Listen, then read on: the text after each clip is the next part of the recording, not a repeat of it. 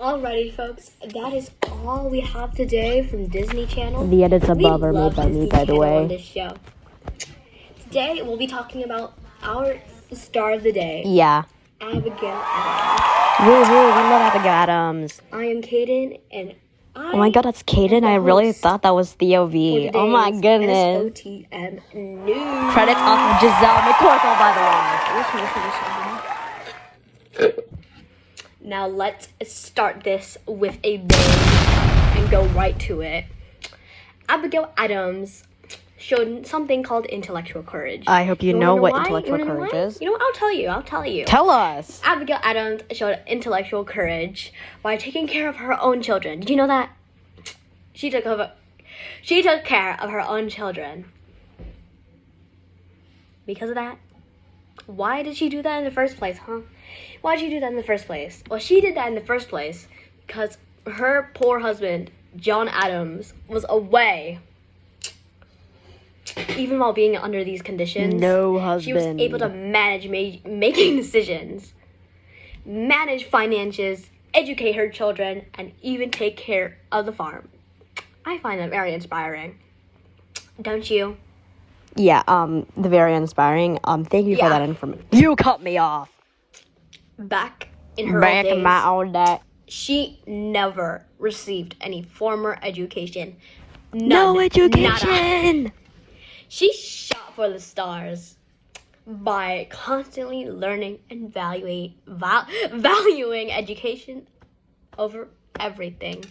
Stan education, woohoo, y'all. Stan education, please. Abigail's origin started on November 11th, 1744, when she was born. She was born at Weymouth, Massachusetts. I'm butchering that. The Reverend Don't William cancel me, I'm sorry. and Elizabeth Smith.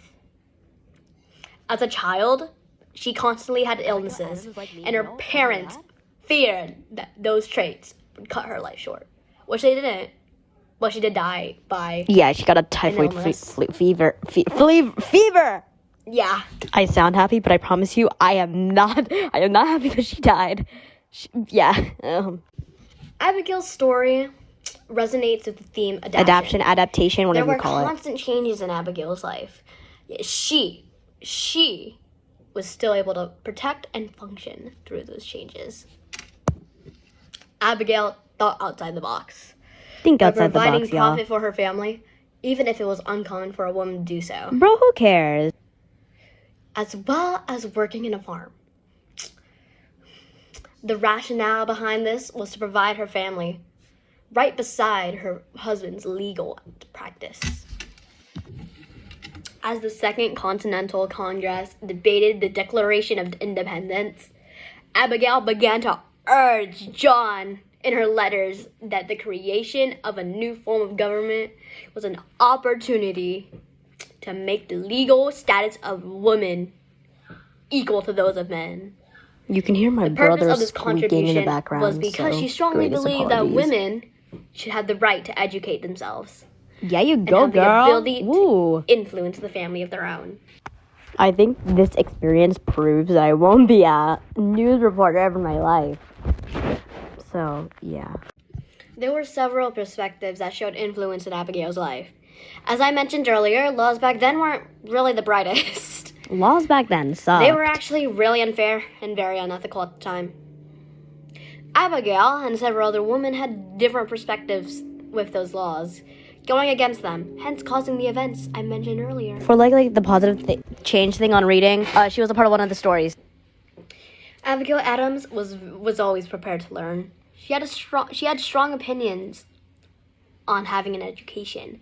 Fortunately, she had a father who also loved learning and gave her full access to his learning. library. She then became one of the best reading women of her time. These traits showed huge morals that served in her adulthood. There are several details within Abigail's life. Those details consist of her being the first lady and wife of the founding father, John Adams. She urged her husband in her letters that the legal status of women should be equal to those of men. Those documents were one of the earliest to advocate for women's rights. Those right there were 10 key details. Let's hope that all the of recordings part were of there. Abigail Adams' life.